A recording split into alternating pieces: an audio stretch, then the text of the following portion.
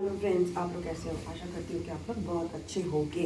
अच्छा देखो, अभी आज का वीडियो जो मैंने ना इस बात पर है कि हमारे अंदर ना, सबके अंदर दो तत्व होते हैं, दो या फिर तीन। दो तत्व तो मुझे दो तत्वों के बारे में ज़्यादा जानकारी डिस्कशन करना चाहूँगी। एक तत्व होता है जो हमारा विष्णु तत्व होता है और एक तत्व होता है हमारा जो शिव तत्व होता है ना। तो ये अलग अलग लोगों में ना अलग अलग रूप में दिखाया जाता है। ओके, तो एक होता है ना विष्णु तत्व। विष्णु तत्व क्या करता है? वो लीला रचता है। अब वो क्या कहते हैं, अलग अलग तरह की लीला रचने के लिए पैदा हुआ है, ठीक है ना।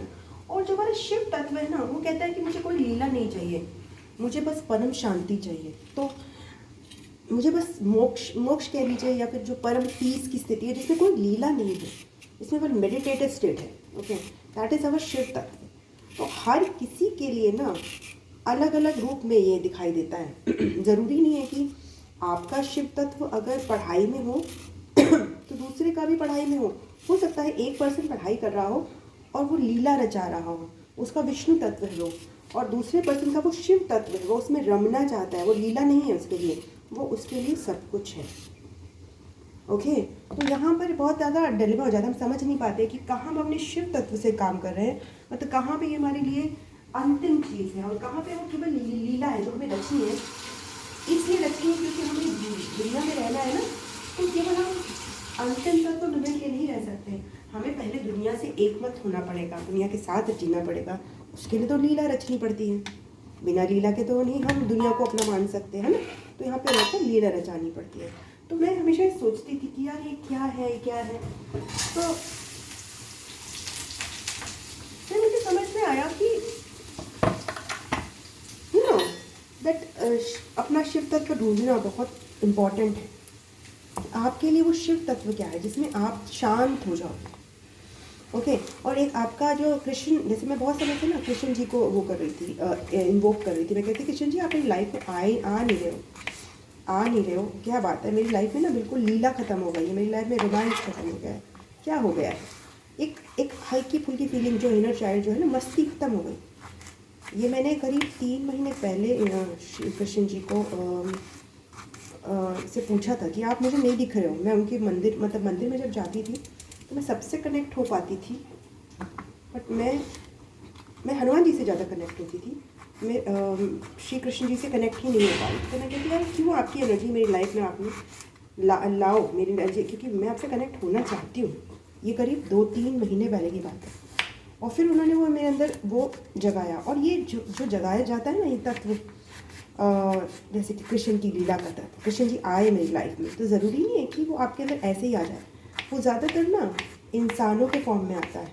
कुछ इंसान होते हैं जो ऐसे लीला करते हैं और आपको लगता है कि यार यही लीला तो मैं भी करना चाह रहा था, बट मैंने अपने आप को इतना ज़्यादा शिव तत्व में, एक ही तत्व में समा डाला। मुझे ऐसा लगा कि बस शिव ही सही है। कभी कोई भगवान आपको ये नहीं कहते कि मैं ही सही हूँ और दूसरे भगवान गलत है।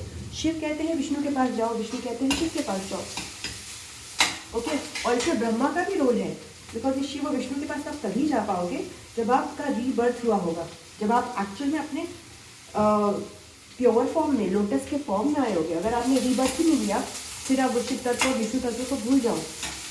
ओके, फिर वो सब कुछ फेक है, वो सब आप दूसरों को देखकर अपने शिव तत्व को और विष्णु तत्व को पाने की कोशिश कर रहे हो। तो दोनों ही तत्व पाने के लिए जो परम रूप में होते हैं, छोटे छोटे लेवल पे हम रीबर्थ करते रहते हैं।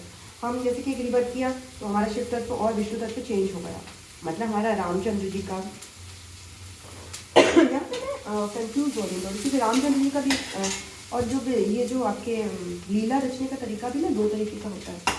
एक होता है कृष्ण की लीला जो रची जाती है, और एक होती है जो राम जी की लीला रची जाती है ना।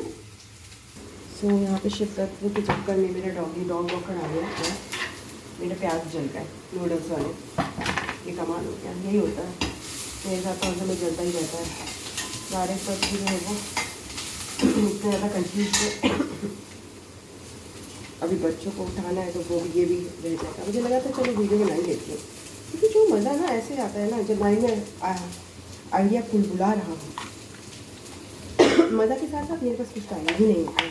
इतनी सारी रिस्पॉन्सिबिलिटीज़ के साथ और इतने ऐसे चीज़ों के साथ।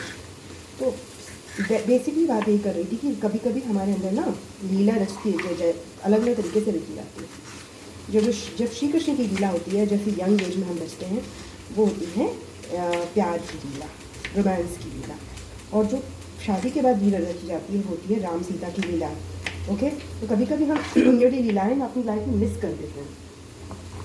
स्पेसिफिकली डॉक्टर्स के साथ होता है ऐसा कि हम लोग जो है ना पढ़ाई करते रहते हैं, हम लोग इतने ज़्यादा शिव तत्व में विलीन रहते हैं, क्योंकि हमारे लिए पढ़ाई सब कुछ होती है, तो हम वो जो कृष्ण की लीला वाला तत्व है ना वो मिस कर देते हैं हम लोग। तो उसको हमें फिर रिक्रिएट करना पड़ता है, हमें एक रीबर्थ लेनी होती है, फाइंड आउट करना होता है। क्योंकि देखिए जो कृष्ण तत्व है ना उसमें रोमांस है, जो फन है, जो लव है, उसमें एक चुगलबाजी है, और वो अपनी लाइफ से मिस कर दिया आपने। स्पेशली जब आप डॉक्टर हो, है ना, तो आपने वो मिस कर दिया।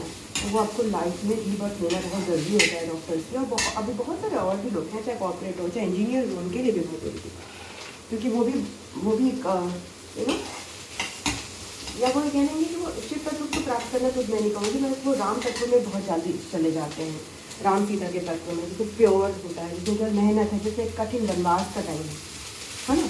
जब आप बहुत ज़्यादा पढ़ाई करते हो अपनी यंग एज में, तो वो वनवास का टाइम अपने गुजारा होता है। तो इसका मतलब ये थोड़ी है कि आप जिंदगी और वनवास काटते रहोगे। आपको कृष्ण जी को भी उतनी इंपॉर्टेंस देनी है, आपको हनुमान जी को भी उतनी इंपॉर्टेंस देनी है, आपको शिव पार्वती को भी उतनी इंपॉर्टेंस देनी है। तो अपनी लाइफ में सारे भगवानों को अवतरित कराना हमारी जिम्मेदारी है, जैसे हम उसके रूपों को अपने अंदर एम्बॉडी कर सके जब ज़रूरत हो। किसी की भी कमी नहीं होनी चाहिए और किसी को भी एक्स्ट्रा इंपॉर्टेंस नहीं होनी चाहिए।